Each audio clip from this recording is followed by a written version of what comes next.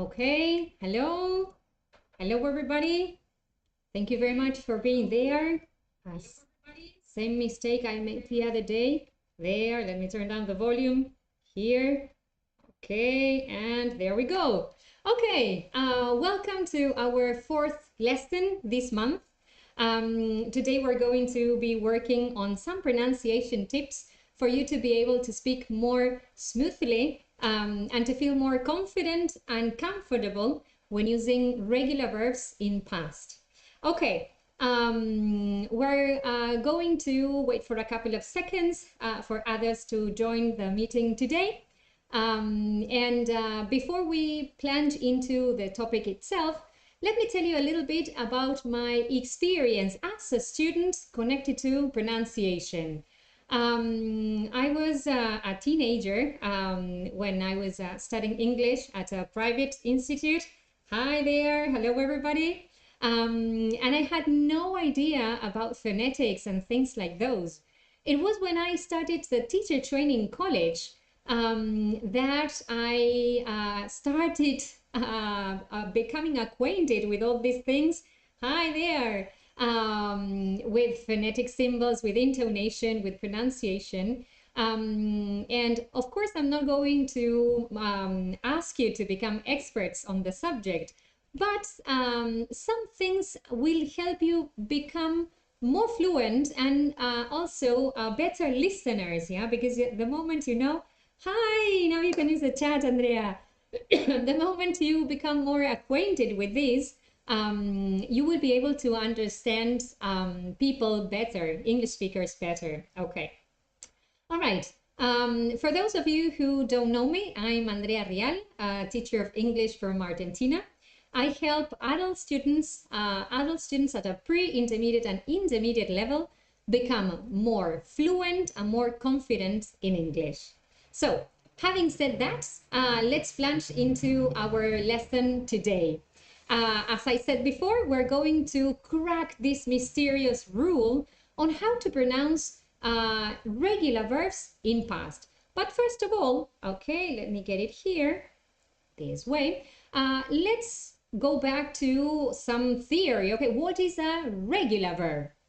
Okay, regular verbs are those that have some kind of regularity. That's why the name they have. And the good thing about these verbs is that they all finish with the same suffix, with ed. And that makes it quite simple, let's say, to be able to say things in past, as long as you know the verb is regular, of course. On the other hand, if you have irregular verbs, well, perhaps you could watch again last week's lesson on how to activate your vocabulary so as to get acquainted and to learn more and more irregular verbs.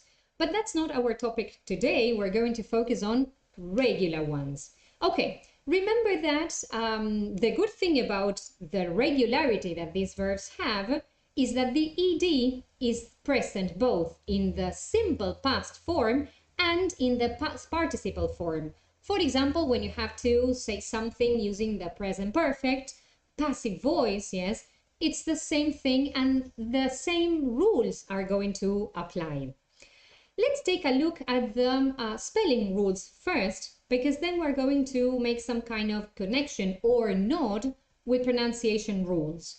Basically, the good thing about these verbs, as we said before, is that they have this regularity, but remember that they might adapt, yes, regarding spelling, depending on the last sound, on the last letter that you have in each verb. Here we have a few examples, yes, when you add directly the ed at the end of, for example, play, and so you end up with the verb played, or cook and cooked, yeah? But then, in some other cases, you just add the letter D. Do you remember why? Okay, this is perhaps one of the simplest rules. When the verb finishes in E, you just add the letter D, and that's it. You have the verb in past, like live, lived, and dance, danced. What about this other rule? Perhaps not as simple as the previous one. Do you remember when? Hi, there's another one there. Do you remember when you have to double the last consonant at the end of a verb? Well, perhaps you do, but if you don't, I will remind you. If the verb finishes in a consonant, vowel, consonant, sound, you have to double that last consonant before adding a suffix. In this case, the ed suffix. So verbs like stop need a double P, yes, before adding the ed. And so the pronunciation in this case would be stopped. Yeah. Then we're going to get into the rules of these pronunciation techniques. And then for the verb plan, we also apply the same spelling rule because it finishes in a consonant, vowel, consonant sound. So you double the last N there, planned. And then, I don't know if you remember this one, when the verb finishes in a Y, you have to change that Y for an I, but not in every case. What happened here with play? What's the difference between play and study? Does anybody remember? Can anybody write it in the chat? Why? In this case, we are changing the Y for an I, whereas in play, we don't make any changes. Well, remember that if the letter Y is preceded, preceded by a vowel sound, yes, by a vowel itself, you don't make any changes. If it is preceded by a consonant, you have to change that Y for an I, and then you add the ed at the end of the regular verb. Okay, so these are the spelling rules, the moment in which you have to write down these verbs. But do these rules affect the pronunciation of those verbs? No, not at all. Not at all. Let's use that linking technique there. Not at all. In this case, yes, pronunciation has nothing to do with spelling. The rules, the pronunciation rules, have to do with pronunciation itself and based on the last sound of each regular verb. So let's get started with the first rule. The first one here says voiceless. What is that? What is a voiceless sound? Well, a voiceless sound is one in which you don't use your vocal cords. Why am I touching this part of my neck? Because whenever you use your vocal cords, you feel your hand vibrating if you press it here. In this case, this possibility, the t sound is voiceless, because if you place your hand here and you say it, t, t, you will feel that your hand doesn't vibrate at all. Nothing, okay? It's just air.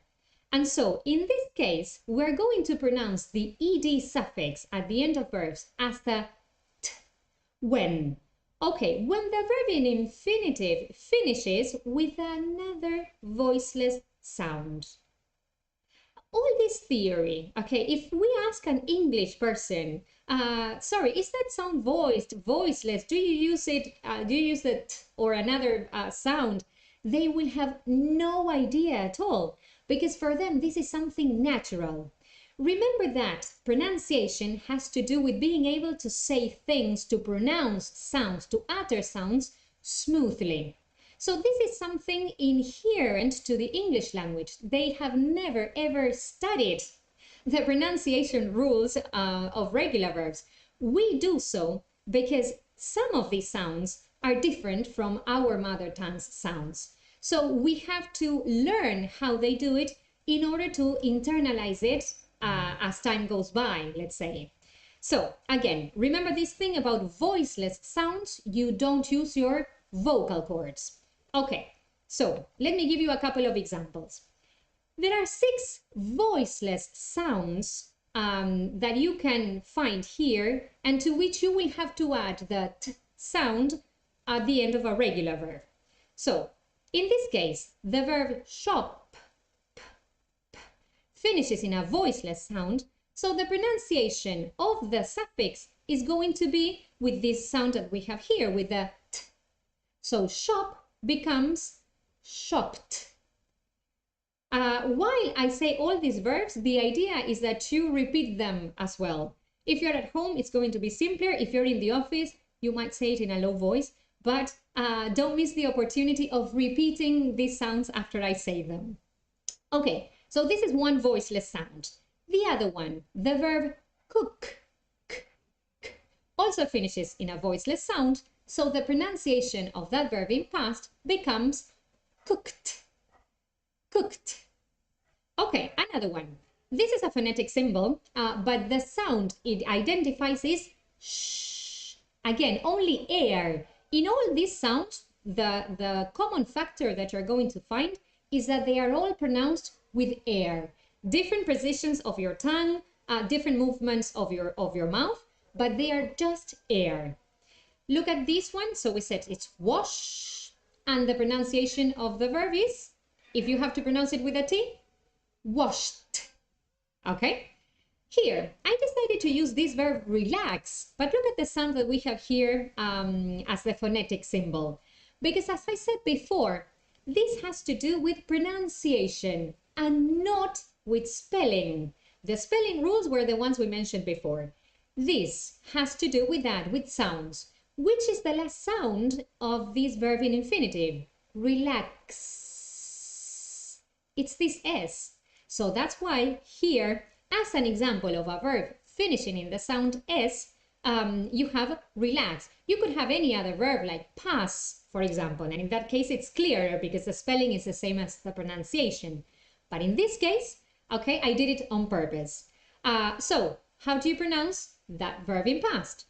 Relax. Add the T. Relaxed. Okay? Let's move on. Another phonetic symbol that might be confusing, but let me tell you that this is ch, as in church. Or here, look at the verb, watch. Ch. As you take a look at this, as you can see, this symbol is the same as the one you have here. So the last sound is the same in wash or watch. Okay? So the same pronunciation for the verb in past. Watch becomes watched. And last but not least, look at this. Another difference between pronunciation and spelling. This verb, do you know what it means? Yes, laugh, ha ha ha, that one? Okay, the pronunciation of this verb is laugh. Again, you will just have air, another voiceless sound. The pronunciation of the past is laughed. Another T. So remember, shopped, cooked, washed, relaxed, watched, and laughed. Perhaps you might be wondering, okay, how can I remember all these things? Do I have to start learning phonetics? Okay, I started racking my brains to say, how can I make it simpler for you to remember these? I started thinking of perhaps initials that you can use, and I couldn't find a way. And so I said, perhaps if we can put these verbs into some kind of mental idea, you're going to find it easier to remember which verbs or which sounds are pronounced with that at the end. So I thought of a context, yes, a day at home, at night, yeah. So look what I wrote here. Yesterday, I shopped for food after work. I cooked a tasty dinner and washed all the dishes. Okay, I could have made this shorter and simpler, but let me tell you why I didn't. Do you remember the class on pronunciation techniques and linking or assimilation? Well, the thing is that for me to be able to pronounce the last sound in a strong way, I needed to have a vowel next to that. So instead of saying cooked dinner, because I don't know if you remember, but we said that when we have three consonants together, in general, the one in the middle is not pronounced. So as to avoid that thing and to make you hear a strong pronunciation of the ED in each of these verbs, I added some details like here, cooked a tasty dinner, cooked a tasty dinner, or here, washed all the dishes, washed all, yeah? So in adding this idea, getting home, yes, shopping for food, and then, well, this other part, I cooked dinner, and then I washed all the dishes, and then think about relaxing afterwards. So I wrote, then I relaxed on the sofa, watched a comedy film, and laughed a lot. So if you can have this picture in your mind and remember these events, yes, I shopped for food, I cooked dinner, I washed the dishes, I relaxed on the sofa, I watched a comedy film and I laughed.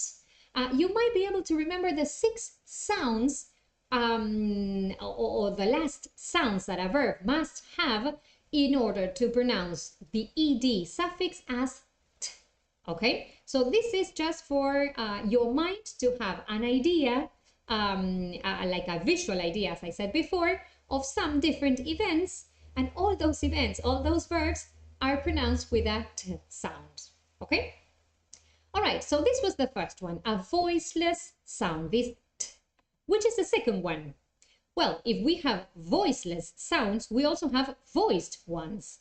In this case, the equivalent for the voiceless t is the voiced d. The same position of your tongue in your mouth for the pronunciation of this sound. The only difference, an important difference, is that we use our vocal cords here. So instead of saying t, t, just air, we say d, d. If you place your hand on your neck when you pronounce this sound, you're going to feel the vibration. And even if you compare both, t, t, no vibration, and then d, d, you will feel the difference. Okay, there are many more verbs that finish in a voiced sound.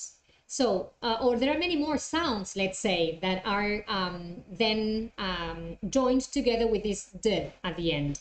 So in this case, we won't have them all. I'm just going to give you a couple of examples. And what we are going to do is to try to remember the first rule. Yes, the one with the t, okay, or the first examples there. So, as we said before, if a verb in infinitive finishes in a voiced sound, this is when we're going to pronounce the ed suffix as d, okay? So, let's take a look at a couple of examples. Okay, look at this first verb, love, v. We have a voiced sound there, so the pronunciation of the past form is loved, with a d, loved. Remember, try to practice this at home, yes, or wherever you are, even in the car. But please don't watch the screen if you're in the car, yeah?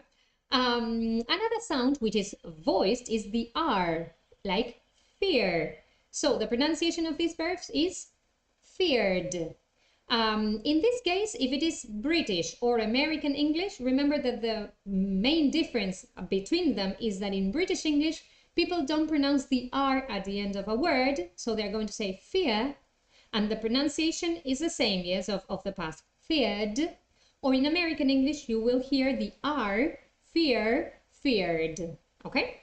But in both cases, where the person saying this verb is British or American, they are both going to use the d for the pronunciation of the verb in past, feared. Okay, another crazy phonetic symbol here, but it's a j, as in arrange. So the verb in past becomes arranged, arranged. Okay, another one, clean, cleaned. Yeah, so voiced sound, and then another one, yes, that has the same vibration, okay? Let's make a stop here and let's go back to something I have already said, something I mentioned before. Remember that this is something that English people do naturally. They don't stop to think, okay, is this a voice sound? Is it voiceless? They do it naturally. Do I do it naturally? Fortunately, I do, but after years of training. So this takes practice. Practicing first, yes, some isolated verbs, and then your mouth, your brain will automatically produce the right pronunciation for the ed suffix, okay? But to get there, you need this training, yeah? So let's move on. Another sound, another voiced sound, the L, call, yes, and then you have cold, cold. As in claim becomes claimed, claimed. Here, the sound, this z, is not the one we have in Spanish, yes, it's not the one in th, yeah, but it's like a B, like a z. So this verb is pronounced organize. Different from, remember, relax, which was an S. This one is Z, organize. So the pronunciation of the verb in past is with a D, not with a T. Organized. Okay?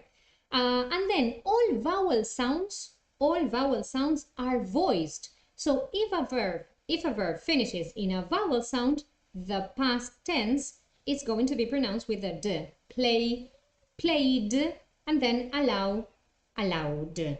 Okay?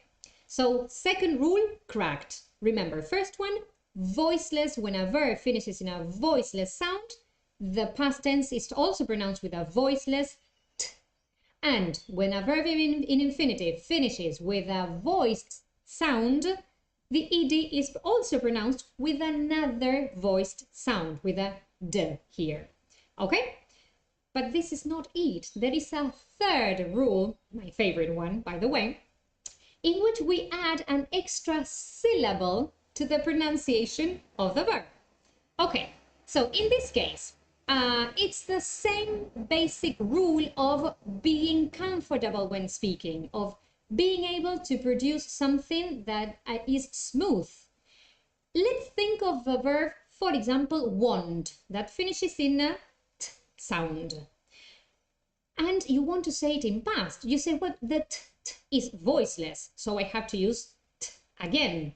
But if you try to say want, t, it's not fluent. Yes, you get stuck. So I guess that this has been something unconscious. English people added an E there to make it easier to pronounce. So, for example, the verb want becomes wanted, okay? And the same thing happens with the verbs that finish with a D sound. For example, decide. Decide, D, it's a voiced sound, but the thing is that if you add the letter D, decide, D, it sounds so weird, okay? So this is my favorite rule because it's the simplest one, and if you can remember this one, the other two are going to become easier. So here I've got two groups of verbs, 4 verbs finishing in the t sound. So remember to pronounce the regular verb in past. For those finishing in t, you have to add an id. So want becomes, I would love to be able to hear you, wanted. Expect, expected. Reject, rejected. And then start, started. Why do I say that this is the easiest one? Because it's very common for you to say this kind of naturally. Why? Because of what I have said before. If you use the same sound for the past, you find it very uncomfortable to pronounce want or expect to. Yes? But what is the tip or the most common mistake that some students make with this id? To add these to other verbs that shouldn't be pronounced that way because they don't finish in the sound t or in the sound d. For example, base, and you might say based when in fact you have to say based, okay? So remember that this ed, id, is only used when the verb finishes in t or in d. Let's pronounce these examples here. We have the verb need, and the past here becomes needed. Then decide, decided, include, included, expand, expanded. Okay? All these ed suffixes are pronounced as id because they finish in either the t, the voiceless sound that we use with verbs in infinitive that finish in voiceless sounds, or the d that we use for infinitive verbs that finish in a voiced sound. Okay? Having said this, let's put it into practice. I've got 3 sentences. I'm going to show them to you. I will ask you to do different things. First of all, to identify the regular verbs in those sentences. Then to give it a try and to tell me how you think those ed suffixes are pronounced. I need to know if you're active in the chat, so if you are there, please write yes okay, in the chat so that I can know I can count on you and I can give you some tasks, yes, so as to make this a little bit more interactive. And let's get started with the first one. I want you to identify the two regular verbs, yeah? So here we go. Let me show you. I guess you have already identified them. They are the verbs talk, I'm not going to pronounce them, yes, in past, and the verb agree. Okay, now the second task is for you to tell me how to pronounce that ed at the end of those verbs, okay? Let me help you a little bit with this first one. The verb is talk, and it finishes in k, a voiceless sound. So how do you think you should pronounce this verb in past? With a t, with a d, or with an id? Yeah, tell me in the chat what you think. And while you do that, I will move on to the other one, agree. Agree, it finishes with a vowel sound, and we said that all vowel sounds are voiced. So, do you think you should use a t, a d, or an id at the end of this one? Okay, let's see if you got it correct. It says, after the meeting, they talked with it. Yes, because k is voiceless. After the meeting, they talked about their plans for the weekend and they agreed, yeah, another voice sound here, to get together for lunch at the local restaurant. Okay? All right, let's move on to another example. In this case, same thing, look at the sentence, identify the verbs in past, and once you do that, we're going to get into more details. Okay, so the two verbs that appear here are visit and enjoy. How do you think, okay, you have to pronounce, they're in the chat, how do you think you have to pronounce the first one? It finishes with the, remember that these rules always apply to the verbs in infinitive. So you have to think about the infinitive. Visit finishes with a t, visit. T. Aha. Do you remember? Yes, what happens when a verb finishes in either t or d? How you have to pronounce the sound at the end? And the other one, enjoy, finishes in a vowel sound. Enjoy. Okay, so let's discover this. The first one, yes, it's visited because it finishes in a t sound. Okay, so in that case, you have to pronounce it as id. Visit, visited. We have visited several beautiful beaches along the coast and have enjoyed, because of the vowel sound, you have to use another voiced sound, delicious meals at the local restaurants. Okay, good, very good. So in this case, as you can see, we are using examples of the present perfect, because remember that we said this is the pronunciation of regular verbs, regardless of the tense, whether you're using them in simple past, in present perfect, in passive voice, the pronunciation rules are always the same. Okay, so last but not least, one more sentence here. Okay, hi Flor. In this case, same thing. Identify the two regular verbs first, and then we're going to check if you can guess how to pronounce them. Okay, so here the verbs are. I gave you the answers. Hope you haven't seen them. Okay, so the verbs are work and listen. In this case, the infinitive work finishes in a voiceless sound. So what do we have to add to that? What sound do we have to add?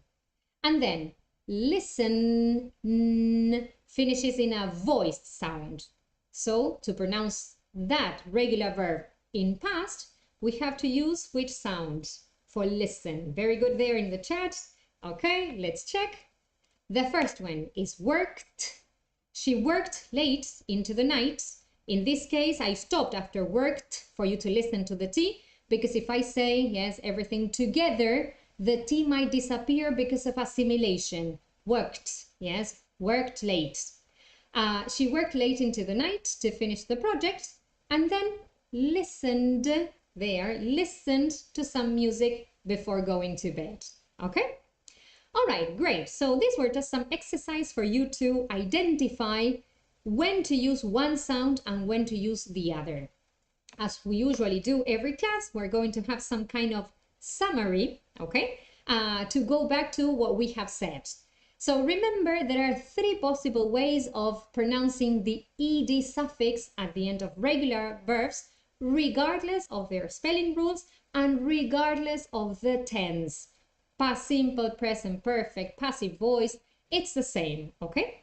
Remember that when a verb in infinitive finishes in a voiceless sound, voiceless, we said, is that we don't use our vocal cords, you have to pronounce the ed suffix with another voiceless sound.